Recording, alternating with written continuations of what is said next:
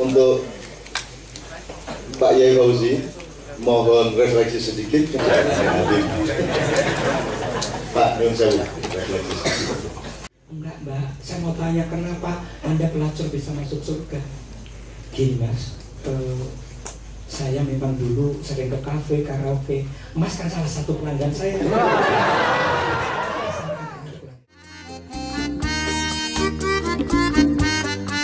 Syukur-syukur yang tidak buat rekaman.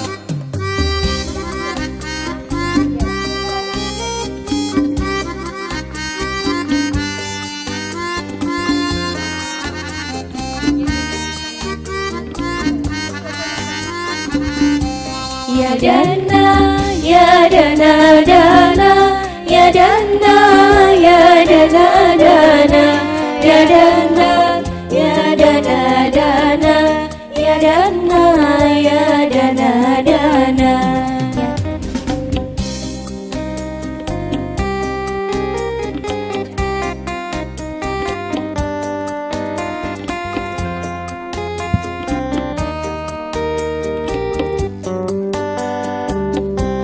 Tuku mangot menyang pasar kanggo acara bengi iki, karo musibah iki kudu sabar, kerja keras karo disyukuri. Manusia diberi ujian, hidup kita penuh harapan. Allah menguji dengan cobaan, kita tingkatkan ketakwaan. Ya dana, ya dana, dana, ya dana, ya dana, dana, ya dana, ya dana, dana, ya dana, ya dana, dana.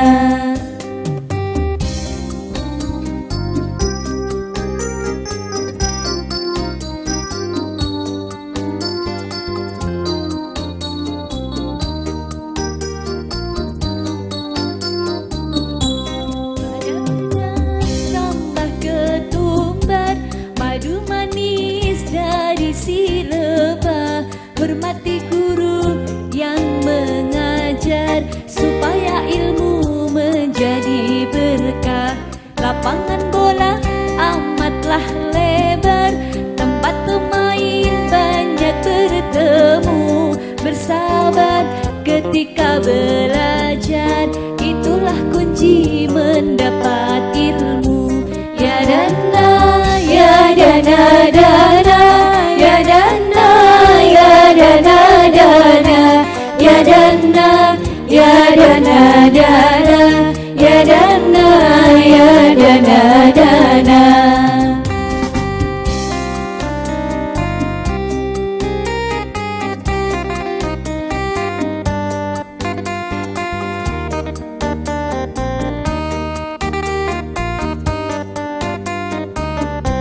Mantan iku koyo sampah, ojo sampe koyo joker. Yen arep metu seko omah, ojo lali nganggo masker.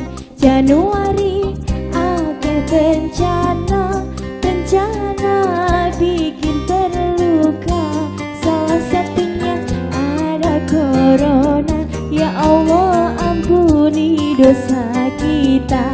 Ya dana, ya dana, dana, ya dana, ya dana, dana, ya dana, ya dana, dana, ya dana, ya dana, dana.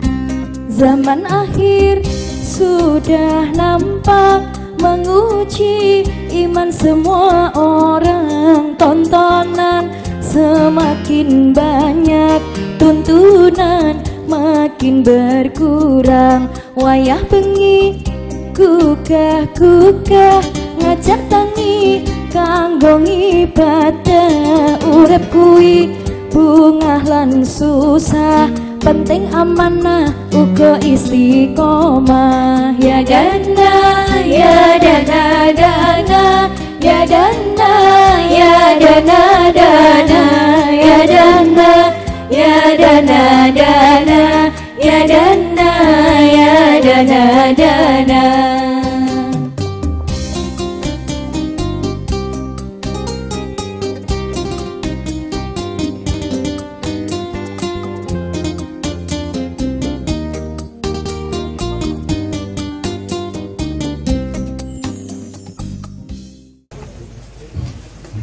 Assalamualaikum warahmatullahi wabarakatuh. Terima kasih saya bisa berdiri duduk di tempat ini sampai pagi, dan penghormatan buat saya karena nama saya disebut Mbah Kun di majelis ini, dan saya tadi sempat menyalakan rokok koreknya untuk beliau, jadi kebanggaan buat saya. Jadi sebut Cakuna itu luar biasa, apalagi besok disebut Rasulullah. Kalau saya sama Mas Sabran sih 2000-an pernah keliling Indonesia di panggung-panggung. Saya juga pernah tampil di TV itu di Adi TV, campur sari ngaji. Tapi nggak laku karena ratingnya kalah dengan Kiai Kanjeng. Saya terima kasih. Memang pikiran saya begini, jadi hidup itu nggak usah khawatir, Mas. Merokok baru jangan takut mati. Kan ada korek bisa menghidup.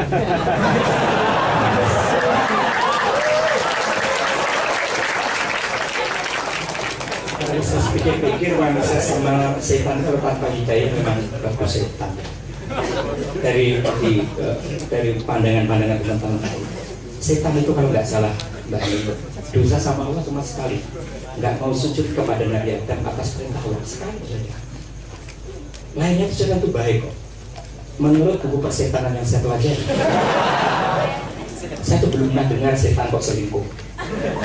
Kalau setan itu urusannya gampang, bacain ayat Quran, ayat kursi hilang.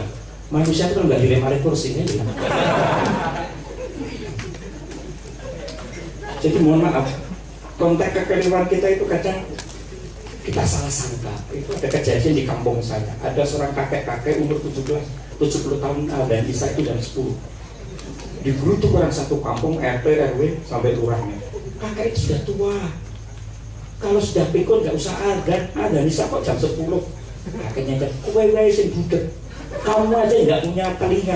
Aku ini ada jam itu mundur 10 kowe ra teko. Ya saya ada jam 10 kowe teko, kowe sing budek.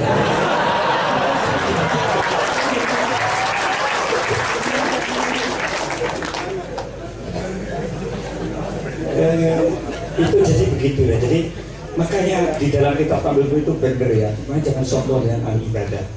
Di situ ceritakan di akhirat itu ada seorang ahli ibadah, ahli baca Quran, ahli sholat, ahli zikir, tapi masuk neraka. Teman-teman sama pada tanya, orang itu waktu di dunia itu sholatnya bagus, tapi kenapa sekarang masuk neraka? Dipanggil tuh ditanyain, mas, ada bapak.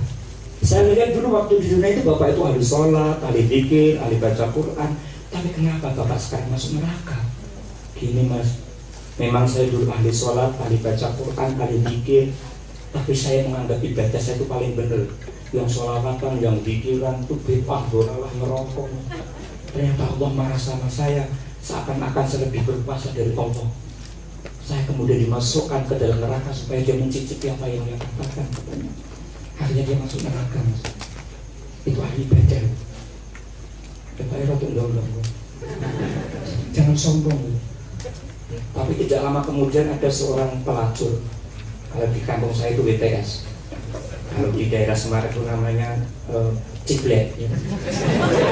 Di daerah Boyolali itu Kincil. Kalau di daerah Surabaya itu Begengge. Asli mas, aku mau cokoran, aku lah tau nunggu mas, kok kita rapat ya mas.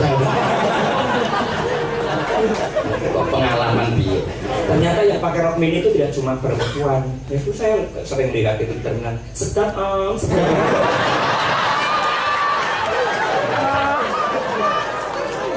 karena suasananya agak mahal. Sang pelacur ini diutamakan sama teman-temannya itu. Mas, tadi ahli ibadahnya malah masuk neraka, ini pelacur malah masuk surga. Dipanggil itu sang pelacur. Mbak, ada apa Kenapa Mas? Kenapa Mbak itu mau kemana? Mbak itu kan dulu yang sering di kafe. Iya Mas, itu masa lalu saya. Tidak usah dikatakan, sebentar lagi mau ke surga. Enggak Mbak, saya mau tanya kenapa Anda pelacur bisa masuk surga?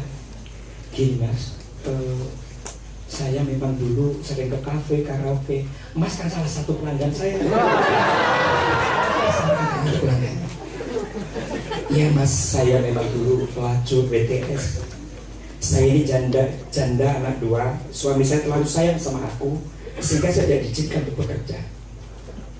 Suatu saat saya diuji oleh Allah, suami saya sakit keras, harta kami habis untuk membiayai sakit sampai suami saya meninggal. Akhirnya saya merawat 2 anak tidak punya apa-apa. Akhirnya saya diajak teman untuk bekerja di rumah makan. Saya suruh melayani orang-orang yang mau makan, tapi saya dibohongin Mas. Ternyata suruh makanin lelah hidung belang. Saya suruh makanin manuk cocak rogo. Suatu saat Mas, saya pulang dari melacur itu lewat di Maiyahan. Jalannya macet. Waktu itu ada ustadz yang lagi ceramah. Kalau nggak salah dari Salatiga tuh orangnya.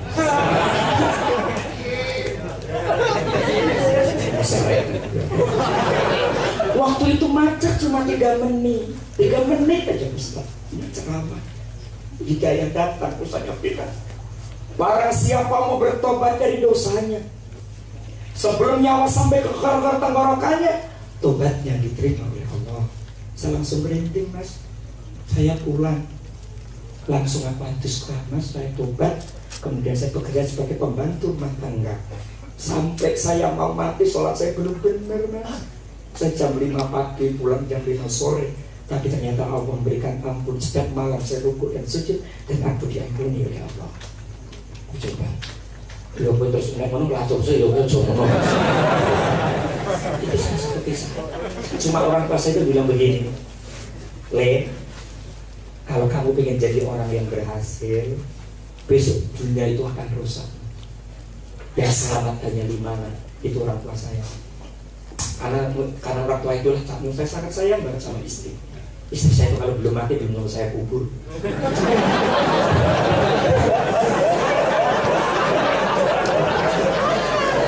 Saya sangat sayang. Kemana-mana itu kangen saya gandeng. Apalagi kalau pas ke mall, ke pasar, saya gandeng tuh. Sebab kalau nggak saya gandeng belanja.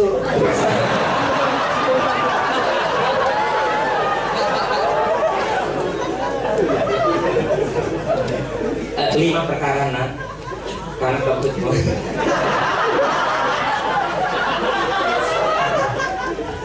Tapi ini menurut sama guyon lah ya. Kalau saya suruh yang tinggi-tinggi nggak bisa lah, saya kan orang bisa.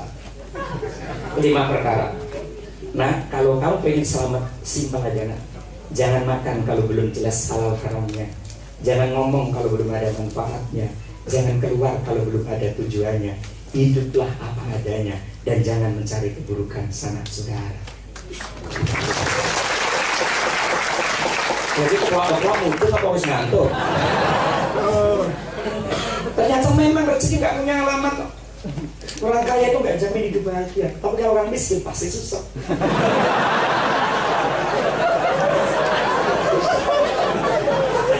Kadang yang jadi lurah, jadi sama, nggak bisa pergi haji umroh. Yang punya mobil bagus nggak pergi haji umroh. Tonggoku Mas, cuma pembantu rumah tangga, mengdotor gedung gedang kaji, mengdotor gedung gedang sawite satah meni dua-duanya.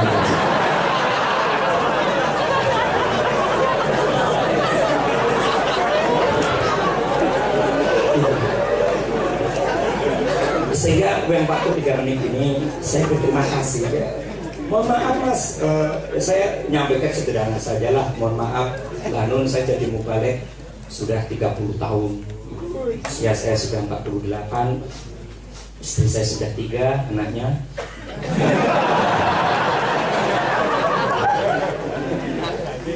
Saya dulu pernah jadi anggota KPU, pernah nyalon wali kota kalah sampai 2 kali, calon pupuk bawah, pernah dampingi artis sampai sekarang ya di kontrak itu. Tapi hidup paling indah itu kebersamaan. Boleh HP, kalau kamu bilang, HP gue mangan telo, urip merekoso ning desa rapopo, ning punya harapan urip mulya daripada mangan roti, ning dijejeni hasil korupsi. Hasil rapopo itu ramah kesempatan duit.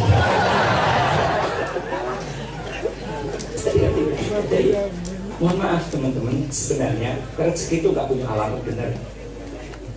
Rezekinya alamatnya gimana? Ada alamatnya rezeki. Rezeki itu datang sendiri bersamaan dengan 4 perkara kata Ibu saya. Satu iman. Iman itu pastikun bil qalbi kata Imam Ali. Semoga kalau boleh dibenahi sama pastikun bil qalbi kalau bilisan iman itu diartikan ngomongmu, hatimu kalau sing mbok lakoni itu podo. Susahnya kamu tuh yang di hatimu dengan sing mbok lakoni iki ra podo. Hati iki ra iso diapusi, sing sering ngapusi iki sirahmu lo lambemu kuwi. Mohon maaf, saya ini dosen. Ini bukan sombong tapi tak kabur.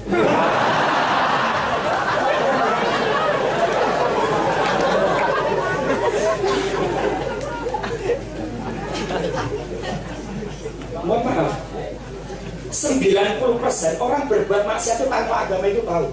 90% ngerti psikologi. Jadi mohon maaf, nek ngomong korupsi di Jakarta aku nggak usah ngomong korupsi itu, so kayak rasa bukan ada yang ngerti. Nek tonggo selingkuh kamu nggak ngomong zero gitu, so kayak rasa bukan ada yang ngerti. Ini gue sesuk pidato rasa suwe, so aku rasa bukan ada yang ngerti. Sebelumnya jam aku juga gitu. Sudah tahu, makanya orang berbuat maksiat kata mbakmu nggak pernah pakai agama, nggak pernah pakai hati. Mau Arab selingkuh berbuka mas, assalamualaikum. Saya jawab waalaikumsalam. Monggo mas, sebelum kita berzina istighfar dulu 3 kali. Sudah selesai, alhamdulillah ya Allah. Ya Allah.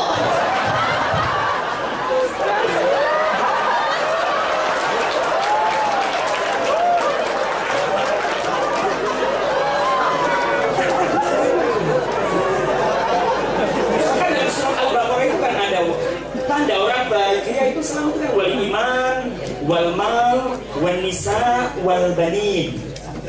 Iman itu akan mendatangkan wal mal, harta. Kalau iman kamu kuat, Allah sayang tuh. Pakai dalil boleh ya?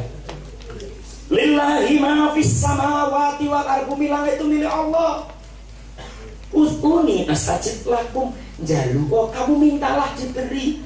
Syaratnya cuma satu, iya kena butuh, iya kan nasta'in, sembah Allah, baru kau minta tolong. Artinya keimanan dulu, kamu minta tolong. Saya datang ke sini lagi makan, banyak yang memberi. Kemarin saya ngaji di Sukoharjo, makan mas, nggak bayar. Yang punya warung mau saya bayar, tapi yang belakang ngomong nggak usah bayar, Ustaz, notanya ikut saya saja. Saya kan jadi malu, calon kenapa nggak bungkus?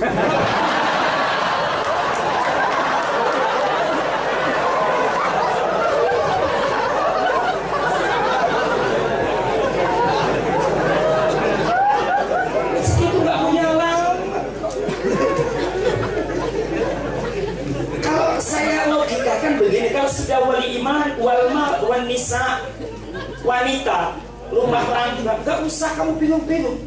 Walaupun kamu itu kurang cakep mungkin secara fisik, nggak jamin. Nah, kalau kamu iman kamu kuat, harta kamu cukup, nyari jodoh gampang mas. Gampang banget. Saya punya teman nggak begitu cantik sudah tua, bojone bagus. Teman saya itu namanya Eli Sugigi. Ya lah, bojone gaya. Walladhi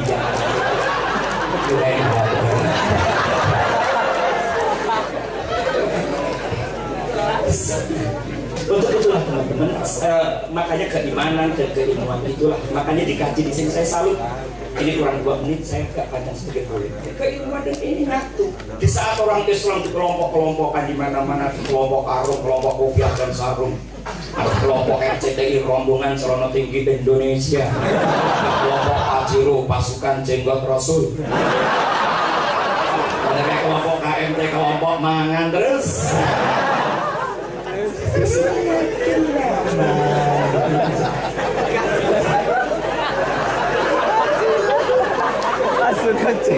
Waktu saya umrah itu juga begitu. fikihnya itu kan macam-macam wilayah fikihnya dibahas lagi. Ada orang lagi tawaf tuh, kan ada tuh Mbah Nun yang pakai anaknya dibopong gitu ya, dibopong kemudian sholat, ditutup pakai kainnya hitam, diajak sholat tawaf, kadang mbak maminya anak gitu. Nah ini pengeribut, saya takkan malah pembantu. Ustaz, nopo masa sholat kok mbak maminya anak sah nggak? Sah, aku bilang itu kacau kali ini saya ngomong kowe.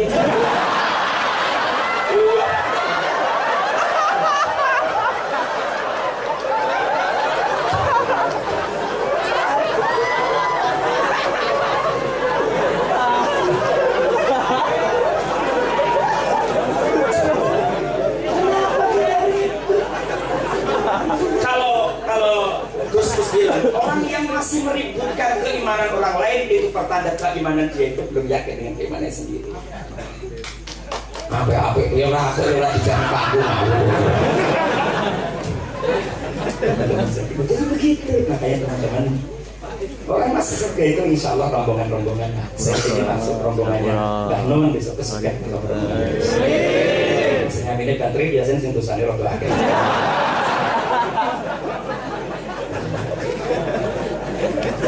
Makanya teman-teman kalau toh mohon maaf kalau Mbah Nun kan nggak suka pekerjaan, kalau saya juga sudah bekerja di mana-mana, pernah jadi pimpinan perusahaan ya. Saya juga pernah menjadi vokalis terbaik nomor 2 Provinsi Jawa Tengah tahun 99. Waktu itu pesertanya ada 3, yang satu berhalangannya dia.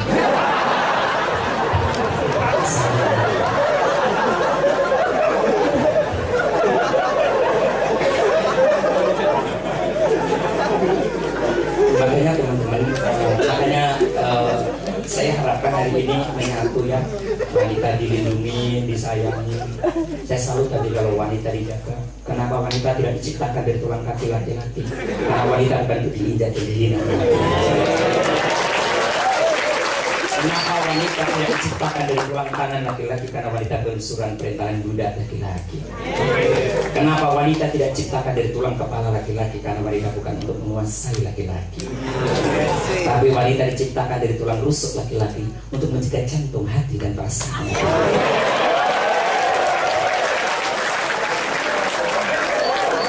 Maka hatinya sangat bunda kalau sudah menghadapi istri dan anaknya. Saya punya teman dosen profesor dokter hebat ngalakukan yang kantor, begitu tekan rumah sentak bujur dekem reso. Satu kisah menarik itu terakhir kisah. Ada seorang suami itu sayang banget sama istri. Sebelum musim hujan kemarin, istrinya mati 6 bulan itu masih dikunjungi di kubur.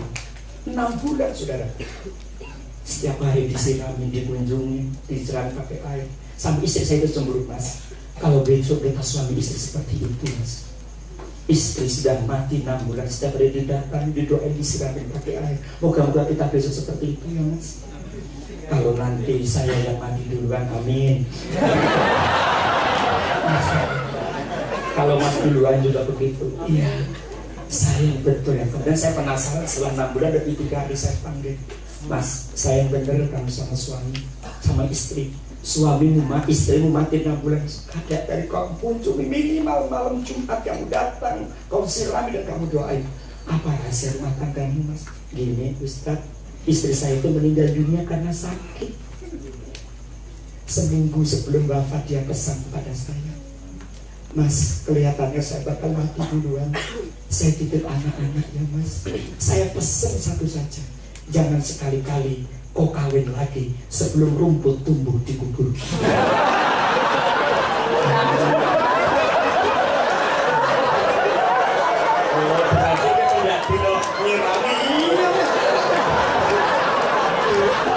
Ternyata kasih sayangnya semua.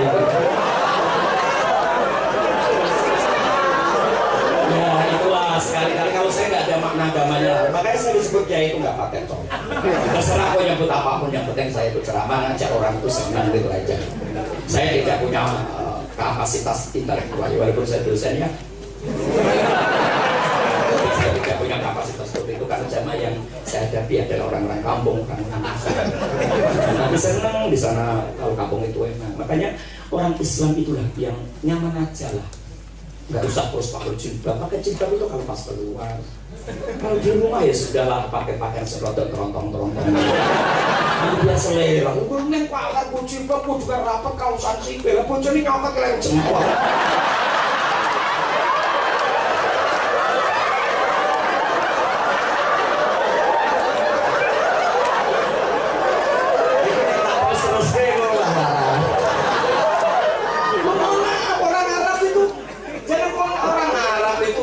Seperti orang Indonesia, kamu jangan mikir seperti orang Indonesia, orang Arab. Kenapa orang Arab pakai jubah? Panas di sana itu ekstrim, Mas. Kalau panas sangat panas, kalau dingin sangat dingin. Sehingga kalau panas pakai jubah menjadi pelindung matahari, kalau dingin menjadi penghangat tubuh. Kamu tidak harus pakai jilbab, harus pakai jubah, nanti kan ngaret.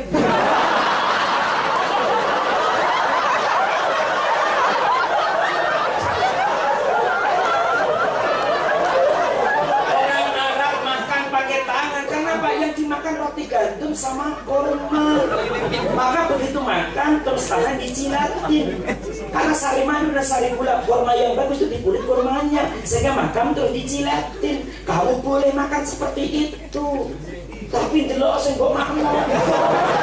Kamu makan soto mie ayam mbok mikir.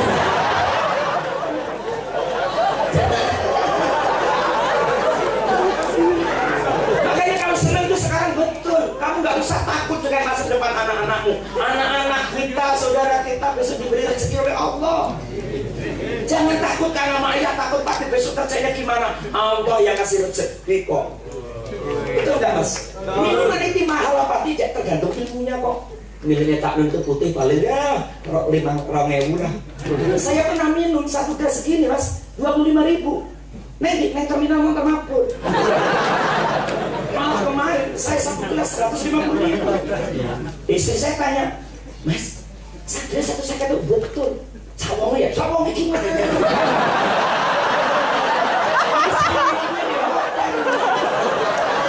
Saya tanya kepada yang berubah, ini satu gelas berapa? Ustaz, itu satu gelas 150.000. Kenapa kopi ini sangat mahal, Mbak? Dijawab, alladzi yakhruju min silitil luwak.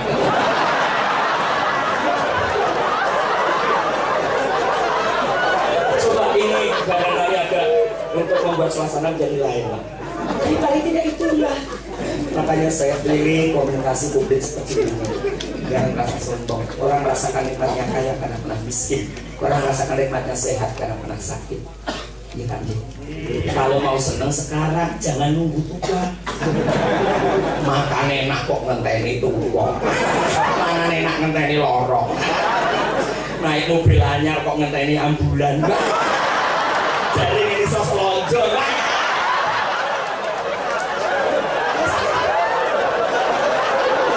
Sekarang ini ketawa-ketawa itu kita tidak tahu besok jadi apa, itu hak Allah. Maka hidayah tadi ada yang kecil maksiat, dewasa taat, tuanya tobat, ya enggak? Wadah yang kecil ibadah tekun, tuane maksiat. Ada yang kecilnya maksiat, besarnya maksiat, tuanya istiqomah maksiat. Terima kasih. Assalamualaikum warahmatullahi wabarakatuh.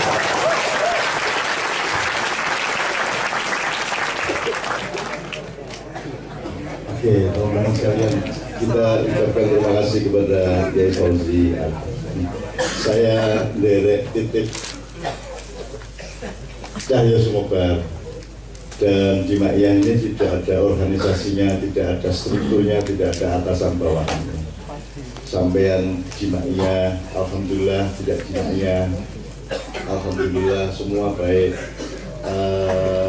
Tidak ada susunan otoritasnya, jadi monggo lah pokoknya ditemani untuk dan iso seneng rasa ngendane aku. Nah, misalnya tolong diingat bagi terutama yang semester akhir ya, yang semester awal ya.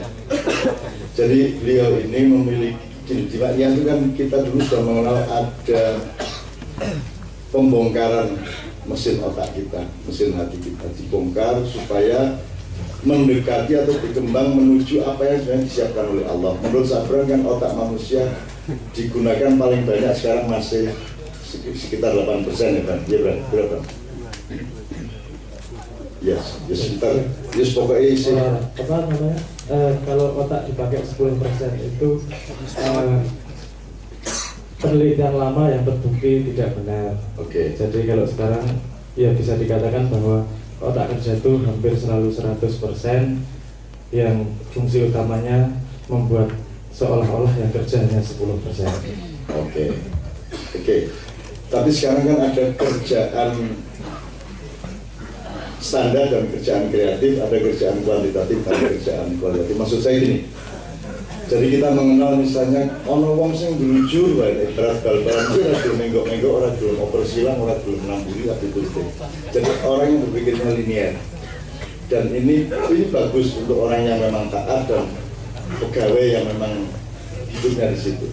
Orang yang taat sholat, taat ibadah, tapi dia tidak bisa bergaul dengan banyak kemungkinan, maka dia sebenarnya diperlukan mekanisme berpikir yang zigzag. Kemudian kalau perlu dia spiral, jadi bisa, kalau perlu nanti puncaknya adalah siklikal. Jadi kalau Anda sudah zigzag kayak beliau tadi, ya itu gue mesti orang nyongko Rene jebul mencolot Rono jebul mencolot Rene, kan gitu. Jadi beliau mampu menciptakan indahnya kehidupan dengan zigzag pemikiran, dan untuk bisa zigzag dibutuhkan imajinasi. Bahkan sekarang untuk ngurusin fikih saja perlu imajinasi. Pak Muzamil ini, karena dia waktunya nanti tinggal sedikit, saya akan pamerkan. Pak Muzamil ini akan menjadi perombak prinsip-prinsip fikih, terutama epistemologinya dan lugawiyahnya. Ini 14 abad orang dibiarkan berada di ketidaktepatan istilah, dan Pak Muzamil nanti akan yang merombat. Itu karena dia ketemu saya di perjumpaan mobil, kemudian ikut Ma'ian, dan di sini dia memiliki keberanian imajinasi yang luar biasa. Nah, beliau sangat cocok, dan beliau sudah zigzag, sudah spiral, sudah siklikal, macam-macam itu membuat kita tidak kaku, membuat kita tidak bodoh ya. Jadi misalnya bersolat kok orang untuk salam, orang untuk salaman, bukan orang berimajinasi, orang ketepatan berpikir, orang zigzag. Kan bersolat kan, bersolat, assalamualaikum, ini kan ojo meneh kok salaman bal-balan ya itu untuk buanter banget untuk sing ora itu adalah kue ngentut pinggang gua mau kayak neng nek secara syar'i, secara fikih ngentut bersolat ora masalah kan begitu. Nah, orang kalau tidak punya pemikiran yang imajinatif dan zigzag seperti itu tidak bisa melihat konteks iki mahbul ini amalan dan seterusnya. Nah, beliau ini contoh yang baik dari yang ini yang kita butuhkan, karena di sini bukan yang diomongkan yang penting bagi Anda sudah tahu semua yang diomongkan. Yang penting adalah Anda dibiasakan untuk berpikir lincah, untuk berpikir zigzag, untuk berpikir imajinatif, untuk melihat hidup ini secara menyenangkan dan nikmat. Itu loh. Karena wanita diciptakan tidak dari tulang kaki. Bukan apa. Itu kira-kira sama sekali ya. Jadi sekali lagi tepuk tangan untuk dia. Waktu kita tinggal sedikit tapi tidak sedikit, saya kira kita akan mendengarkan puisinya Pak Mustafa W. Hasim yang akan dikomentari sendiri dan diterangkan sendiri.